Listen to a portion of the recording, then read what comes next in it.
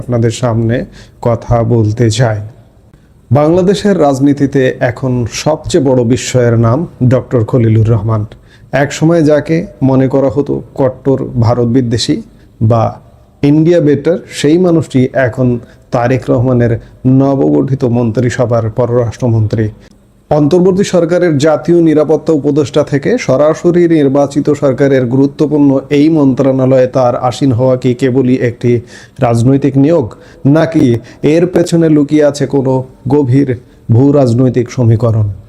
এই মুহূর্তের ভিডিওতে আমরা ভারতীয় গণমাধ্যম নর্থ ইস্ট নিউজ এবং বিবিসি বাংলার দুটি বিশেষ প্রতিবেদনের আলোকে বিশ্লেষণ করব কেন বিএনপি তাদের ঘোরতর সমালোচিত এই ব্যক্তিকে পররাষ্ট্রমন্ত্রী বানালো। ভারত কি তাকে মেনে নেবে? আর খলিলুর রহমান কি সত্যিই তার আগের অবস্থান বদলে দিল্লির একোলাইট বা অনুগত হতে চলেছেন? বিবিসি বাংলার আজকের এক প্রতিবেদনে বলা হয়েছে, খলিলুর রহমানের এই নিয়োগে খোদ বিএনপির ভেতরে চরম অস্বস্তি ও বিস্ময় তৈরি করেছে। শুধু বিরোধী দল নয়, বিএনপির তৃণমূল থেকে শুরু করে নীতি নির্ধারণী পর্যায়ের অনেক নেতাই এই সিদ্ধান্তে হতভম্ব। কেন এই অস্বস্তি? কারণটা খুব পরিষ্কার। গত বছর যখন তিনি অন্তর্বর্তী সরকারের নিরাপত্তা উপদেষ্টা ছিলেন, তখন খোদ বিএনপি নেতারা তার পদত্যাগ দাবি করেছিলেন। আমরা এর আগে একটা কন্টেন্ট করেছিলাম, যেদিন তিনি পররাষ্ট্র উপদেষ্টা হিসেবে নিয়োগ পেলেন, সেদিনই সালাউদ্দিন আহমেদ, বিএনপির স্থায়ী কমিটির প্রভাবশালী সদস্য এবং বর্তমান স্বরাষ্ট্রমন্ত্রী, তিনি তার ভিডিও এখনও সামাজিক যোগাযোগ মাধ্যম অনলাইনে ভেসে বেড়াচ্ছে যে খলিলুর রহমান সম্পর্কে কড়া প্রতিবাদের কণ্ঠ। আপনার সরকারে একজন বিদেশি নাগরিককে আপনি জাতীয় নিরাপত্তা উপদেষ্টা করেছেন, আপনার কি সেই আক্কেল জ্ঞান নাই? একজন বিদেশি নাগরিকের কাছে এই দেশের সেনাবাহিনী নিরাপত্তা সংক্রান্ত রিপোর্ট প্রদান করবে কিভাবে ভাবলেন? অথচ আজকে সেই খলিলুর রহমানই বিএনপির পররাষ্ট্রমন্ত্রী, বিএনপির কূটনীতি দেখবেন তিনি। কিন্তু আজ সেই সমালোচিত ব্যক্তিটি দলটির পররাষ্ট্রনীতির প্রধান কাণ্ডারি।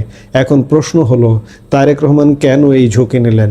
বিশ্লেষকরা বলছেন এটি কোনো আবেগের সিদ্ধান্ত নয়, বরং নিখুঁত হিসেবের এক ভূ রাজনৈতিক চাল। খলিলুর রহমানের দীর্ঘদিনের পশ্চিমা কানেকশন, বিশেষ করে যুক্তরাষ্ট্রের নীতি নির্ধারকদের সাথে তার সখ্যতাকে কাজে লাগাতে চায় নতুন সরকার। কিন্তু এখানে বড় কাটা হয়ে দাঁড়িয়েছে তার ইন্ডিয়া ইমেজ। আপনারা ইতিমধ্যেই খবর পেয়েছেন, যুক্তরাষ্ট্র দূতাবাস তো নতুন সরকারকে স্বাগত জানিয়েছে। যুক্তরাষ্ট্রের ministry of state, foreign minister Marco Rubio স্বাগত জানিয়েছেন। কিন্তু আজকে যুক্তরাষ্ট্রের প্রেসিডেন্ট ডোনাল্ড ট্রাম্পের কাছ থেকেও একটি চিঠি আনা সম্ভব হয়েছে। আপনারা সরকারের পেজে, পররাষ্ট্র মন্ত্রণালয়ের এক্স হ্যান্ডেলে আপনারা দেখবেন যে এই চিঠিটা প্রদর্শন করা হচ্ছে। ডোনাল্ড ট্রাম্প নতুন সরকারকে স্বাগত জানিয়েছেন এবং নতুন সরকারের সাথে কাজ করবার আগ্রহ প্রকাশ করেছেন। এবার আমরা একটু নজর দিতে চাই ভারতীয় সংবাদ মাধ্যম নর্থ ইস্ট নিউজ কি বলছে। তারা একটি অত্যন্ত গুরুত্বপূর্ণ প্রশ্ন তুলেছে। Will Khalilur Rahman once an India better now turn and acolyte? অর্থাৎ এক সময়ের ভারত বিদ্বেষী কি এখন অনুগত বন্ধুতে পরিণত হবেন? নর্থ ইস্ট নিউজের দাবি অনুযায়ী খলিলুর রহমানকে নিয়ে দিল্লির এক ধরনের সংশয় দীর্ঘদিনের। অতীতে তার বিভিন্ন বক্তব্য এবং কর্মকাণ্ড ভারতকে অস্বস্তিতে ফেলেছিল, বিশেষ করে উত্তর পূর্ব ভারতের নিরাপত্তা এবং বাংলাদেশের মাটিতে বিচ্ছিন্নতাবাদীদের প্রশ্রয় দেওয়ার আশঙ্কায় ভারত সবসময় সতর্ক। কিন্তু ক্ষমতার পালাবদল অনেক কিছু বদলে দেয়। নর্থ ইস্ট নিউজের প্রতিবেদনে বলা হচ্ছে, খলিলুর রহমান এখন এমন এক অবস্থানে যেখানে তাকে ভারতের সাথে সম্পর্ক স্বাভাবিক করতেই হবে। কেন? কারণ বাংলাদেশের অর্থনীতি, কানেক্টিভিটি এবং আঞ্চলিক স্থিতিশীলতা সব কিছুর চাবিকাঠি ভারতের হাতে। ভারতের সাবেক হাই কমিশনার পিনাক রঞ্জন চক্রবর্তীর মতে, খলিলুর রহমানের নিয়োগ এটাই ইঙ্গিত দেয় যে বাংলাদেশে মার্কিন প্রভাব বজায় থাকবে। আর ভারত এখন সেই বাস্তবতাকে মেনেই খলিলুর রহমানের সাথে বরফ গলানোর চেষ্টা করছে। খলিলুর রহমানের নিয়োগের পেছনে সবচেয়ে বড় যে ইস্যুটি কাজ করেছে তা হলো মার্কিন যুক্তরাষ্ট্র। অন্তর্বর্তী সরকারের একদম শেষ সময়ে ডক্টর খলিলুর রহমান যুক্তরাষ্ট্রের সাথে একটি বড় বাণিজ্য চুক্তি স্বাক্ষর করেন। বিবিসি বাংলার তথ্য মতে এই চুক্তি নিয়ে খোদ বিএনপির ভেতরেই সন্দেহ ছিল। অনেকে বলেছিলেন এতে বাংলাদেশের স্বার্থ ঠিকঠাক রক্ষা হয়নি, কিন্তু তারেক রহমান সম্ভবত দেখছেন অন্যভাবে।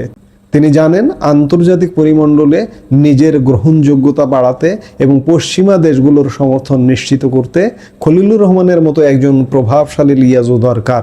খলিলুর রহমান শুধুমাত্র একজন কূটনীতিক নন, তিনি একজন দক্ষ মধ্যস্থতাকারী, আর এই দক্ষতাকেই ব্যবহার করতে চাইছে বিএনপি। তবে ভারতের জন্য চিন্তার বিষয় হলো এই চুক্তিতে কিছু শর্ত আছে যা চীনকে লক্ষ্য করে দেওয়া।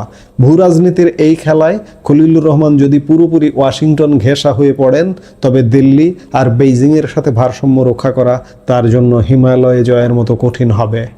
মজার বিষয় হলো ডক্টর খলিলুর রহমানের নিয়োগের পর ভারতের আনুষ্ঠানিক প্রতিক্রিয়া ছিল ইতিবাচক। এস জয়শঙ্কর তাকে অভিনন্দন জানিয়েছেন, কিন্তু পর্দার আড়ালে খবর ভিন্ন। ভারত নজর রাখছে খলিলুর রহমান কি আসলেও তার ভারত বিরোধী ট্যাগ ঝেড়ে ফেলতে পারবেন।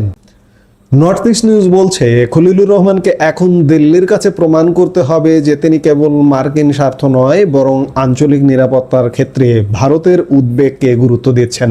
আরাকান করিডোর থেকে শুরু করে ট্রানজিট সবকিছুতেই তার অবস্থান হবে লিটমাস টেস্ট। অন্যদিকে বিবিসি বাংলা জানাচ্ছে যে খলিলুর রহমান নিজে এই বিতর্কের উত্তরে বলেছেন, আমি তো জোর করে আসিনি। এক একজনের এক এক প্রাথমিক ধারণা থাকতে পারে, সেটা পরিবর্তন হয়। এই একটি বাক্যেই তিনি ইঙ্গিত দিয়েছেন যে সময়ের প্রয়োজনে তিনি নিজের কূটনৈতিক অবস্থান বদলে নিতে প্রস্তুত। অর্থাৎ গতকালের ইন্ডিয়া বেটার আজকের প্র্যাগমেটিক ডিপ্লোম্যাটিক হতে তার কোনো বাধা নেই। তাহলে সারসংক্ষেপ কি দাঁড়ালো? ডক্টর খলিলুর রহমান কি দিল্লির অনুগত হবেন? উত্তরটা হয়তো হাঁ বা নাতে দেওয়া সম্ভব নয়। তিনি হবেন একজন সার্ভাইভাল ডিপ্লোম্যাট, বাংলাদেশের নতুন সরকারকে আন্তর্জাতিকভাবে বৈধতা দেওয়া এবং ভারতের সাথে বৈরিতার দেয়াল ভেঙে ফেলার গুরু দায়িত্ব এখন তার কাঁধে। তারেক রহমান তাকে নিয়োগ দিয়ে এক ঢিলে দুই পাখি মারার চেষ্টা করেছেন। একদিকে ওয়াশিংটনের তুষ্টি, অন্যদিকে ভারতের সাথে আলোচনার একটি স্বীকৃত চ্যানেল তৈরি করা। কিন্তু মনে রাখতে হবে, খোদ বিএনপির ভেতরের ক্ষোভ প্রশমন করা এবং প্রতিবেশী